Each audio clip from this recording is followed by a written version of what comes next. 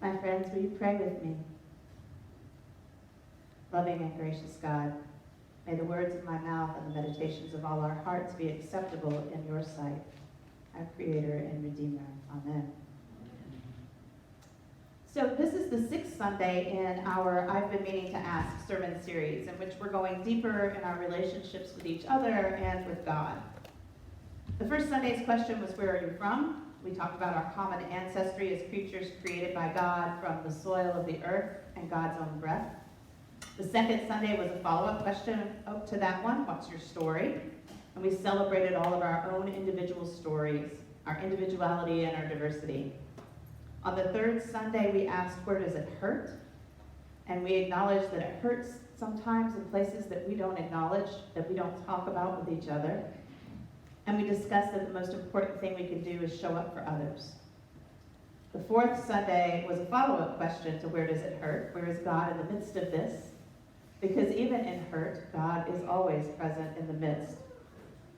Last Sunday, we moved to the question, what do you need? And we talked about empathy and how it builds connection between us and other people, and it centers the other person's needs rather than our own. And this Sunday, the follow-up question to what do you need is, what do you need to feel whole? Not just what do you need in general, but what do you need to feel whole? To feel like you want to feel. Yesterday, April and our friends from Maine, Sandy and Rob, went to the Murakami Museum in Japanese Gardens. This was my first time going, and from its name and how it's listed and described on the website, we thought we were going to a museum, and the gardens were sort of a bonus thing. Right. So as the rest of you know, that's not the truth. It's exactly the opposite. The gardens are the main attraction, and when we asked the information person, like, where do we start, he didn't even talk about the galleries. He showed us the map of the gardens and pointed out the highlights, and he told us the path was less than a mile long. And I thought, well, okay, I have some problems with my feet and knees, but I can walk less than a mile. That's not going to be a problem. And there were plenty of benches all along the pathway where I could sit and rest if I needed to. I didn't count on the heat. I don't know why. It's August in South Florida. But none of us had brought water because we all thought that we were mostly going to be inside. So I did so many things wrong yesterday. I didn't eat breakfast. I didn't take water with me everywhere I go in South Florida all the time, which is a lesson I am slowly but surely learning. Yeah, there you go. Still in all, most of the walk was really pleasant. I was able to sit when I needed to sit. There was a nice breeze, there was shade. And the gardens, as most of you probably know, are gorgeous and peaceful and just really lovely. So definitely worth the effort. Yes, definitely. We were probably about 3/4 of the way done when the heat got me. I got dizzy, my face was beet red, I realized I was incredibly thirsty. I also realized at that moment that I had not eaten breakfast. I was pretty embarrassed by all of this. I tried to apologize to April and to our friends, and they weren't about that. April asked me what I needed. And I said, well, I needed to sit down and I needed water. So they found me a shady place to sit. April fanned me with the brochure. And Rob and Sandy, who were both runners, Rob jogged up to the museum and got me cold water and brought it back. And once I recovered enough, we made our way slowly back to the museum together, where I got to sit in the air conditioning for a while and cool down. Now, maybe it's just me, but I don't love asking for help, especially when I feel like I've done something not so bright, like not eating breakfast or taking a water bottle with me. But in a situation like I was in, not asking for help wasn't really much of an option. And April and Rob and Sandy, yes, we have a friend named Sandy and a dog named Sandy. It was very confusing. They made it easy for me to ask. They made it easy for me by asking me what I needed to feel better, and then helping me get those things, so I could go back to feeling whole and feeling like myself. So this letter from Paul to Timothy, and to be honest, scholars think that this is actually not a letter from Paul to Timothy, but rather somebody writing and wanting to sort of borrow from Paul's authority and use that style. It's very common back in that time, not a big deal. We're just going to call it Paul and Timothy. It's meant to be a goodbye. Paul is in prison and he doesn't expect to leave alive. And if you read the whole letter, which is pretty short, it comes across as a farewell. The part we read today came from the very end of the letter just before Paul signs off and asks Timothy to pass on greetings to some other folks.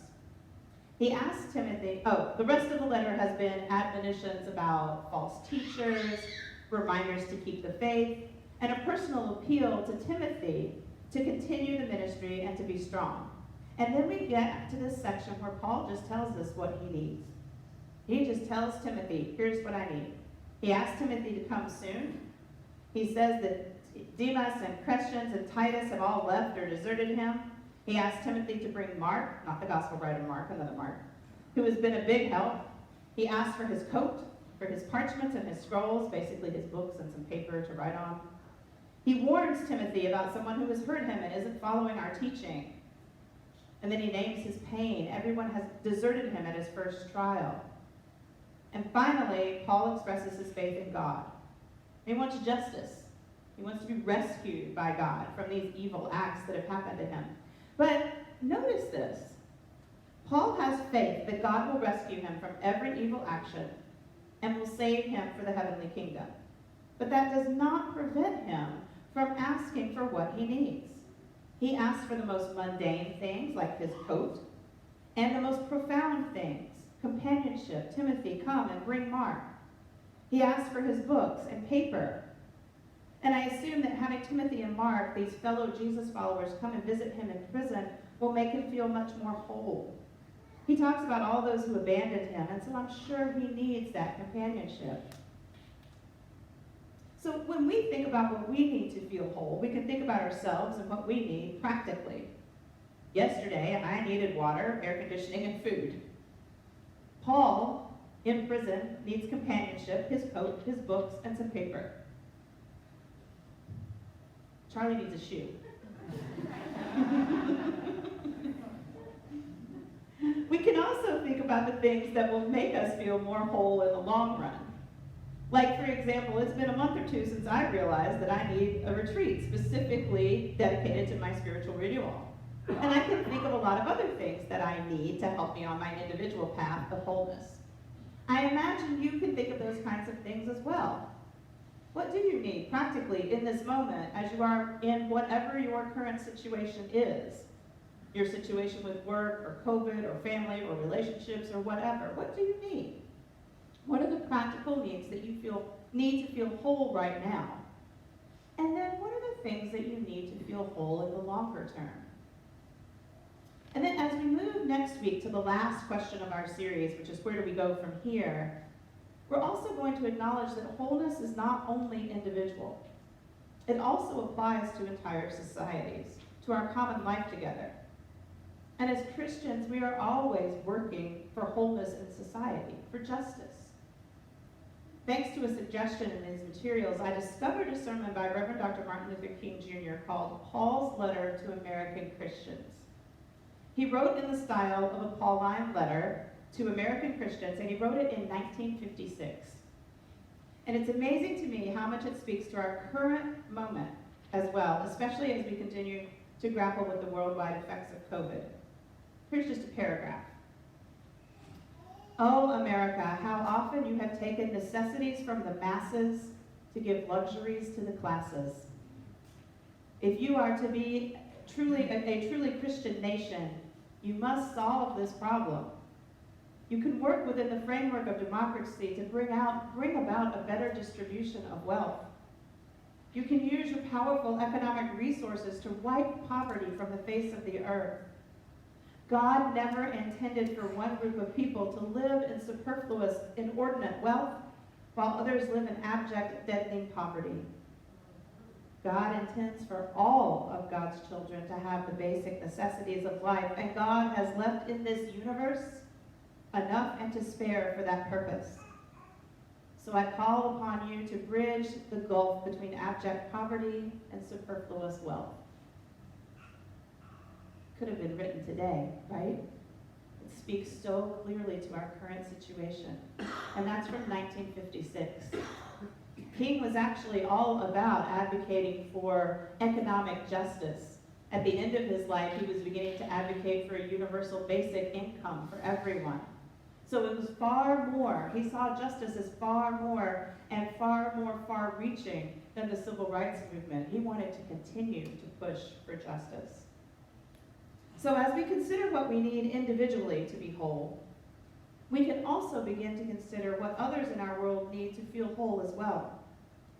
And the good news, my friends, is that while we may not be able to do everything, we can always make progress on our individual and collective journey toward wholeness. Amen? Amen.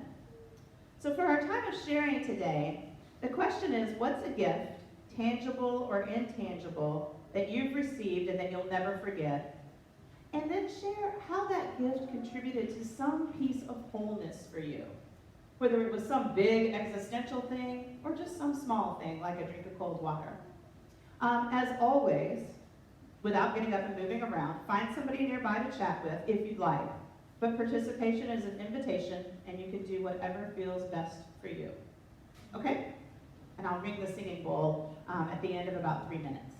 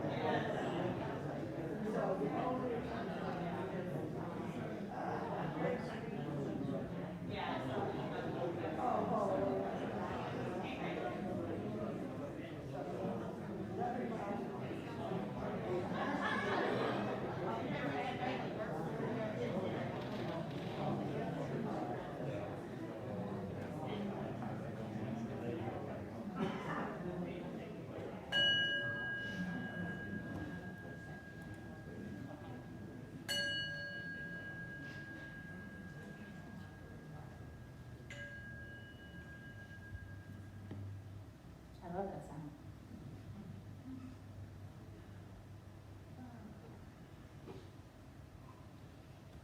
Thank you so much for sharing with one another. Can anybody just call out what their gift was that they talked about? Friendship. Friendship? Love it. Oh, A hug? church. What did you say? Church.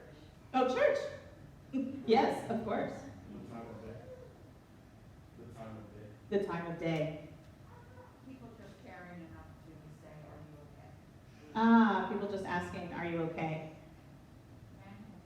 Family. Yeah, for sure.